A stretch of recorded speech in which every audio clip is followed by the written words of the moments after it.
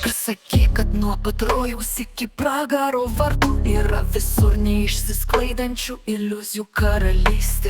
Ir viename iš tų miglotų šešėlių labirintų savo dienas nuo kalno į prarają Džonas stūmė. Save jis persona su aukštu laimės rodikliu laikė ir kalbėti ant šilto pečiaus gulėdamas miego apie aukštasias submaterialistinės ekosubstancinės formas ir visų mutantų nuo beždžionės iki homo psichologijos defektų žino artimiesiems tai didžiausias skausmo židinys buvo. Išvietė kaip sekmadienio rytmetį padangoje vinys šviečia ir nei felčerio, nei kunigo, nei kaimo egzorcisto juodieji burtai be poveikio duždavo praradę galią savo. Kaip skidalų bangos atomais iš žvaigždynų masyvų subyra, o net šis buvo atkreipęs prakeikto kubizmo garbintojų dėmesį, kad buvo pakviestas į šventę su pagrindinės saugos žiauriems pagonių dievams statusu. Taigi jo nekentė visi darbininkai, nes nebuvo įmanoma prieš jį pradėti nelegalaus turto konfiskacijos proceso. Ir aplink ežerą kalbos nuo jo tryško kaip nauja garso upė tekanti aukštyn į kalnus.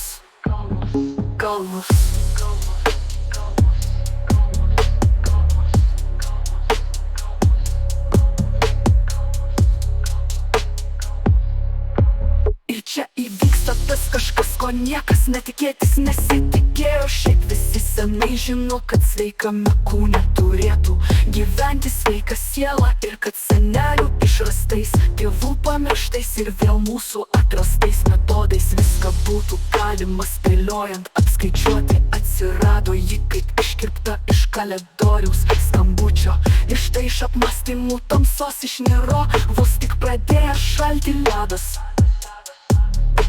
Pamatė šį apsigimusį gėrio ir grožio įsikūnijimą, sulaikęs kvėpavimą, ėmė iš lėto dirbti peitą, atsikabinusi laimės pasaga, kurios pusė kaimo geidžia, o kita pusė iš nervų trukčiodama savo tulžilėje. Mes kartu bėgsim ratu suktai raitytais laiptais į gyvenimo viršūnę, gęstančios saulės lydėt. O tada ant karšto stogo visą naktį gulėsim, laukdami, kol paukščio takas į Andromedą atsitrenks.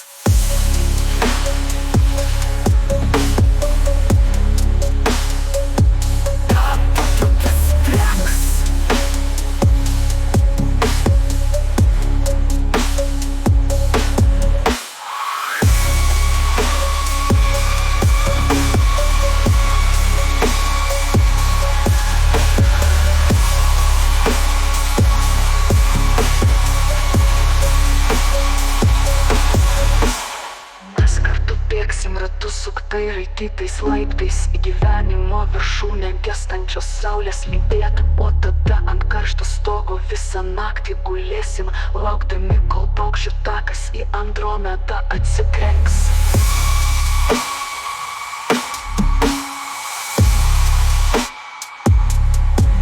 Ten asabo nematyta, per abi ausis besiginčijančias radijo stotis girdėjo, todėl ne tik saulės šviesa per klausos kanalus neprašviesdavo, bet ir garsas sau kelio nerasdavo. Beždžionių vaizduotė iš miglos iliuzijų, balto angelo skulptūrą nusilipdžius, trim žodžiais apibendrinus sutrumpintą gyvenimo planą jų piršo.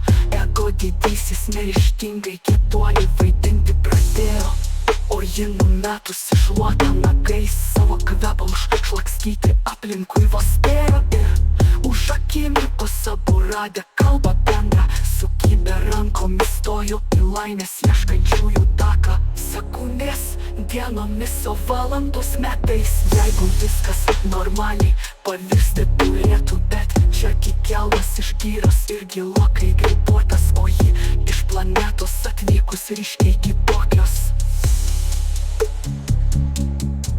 Bet suspindo meilė žvaigždėmis 0,0 ryškio ir apšvietė kaip, o senstanti dabartis su garu.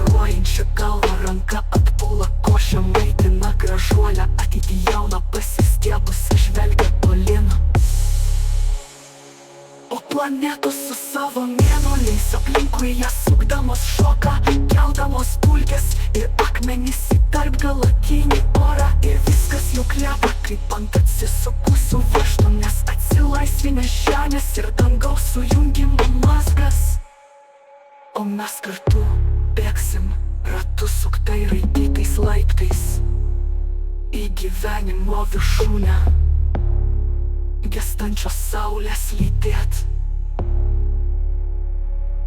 O mes kartu bėgsim, ratu suktai raidytais laiptais į gyvenimo viršūnę, gęstančios saulės lydėt.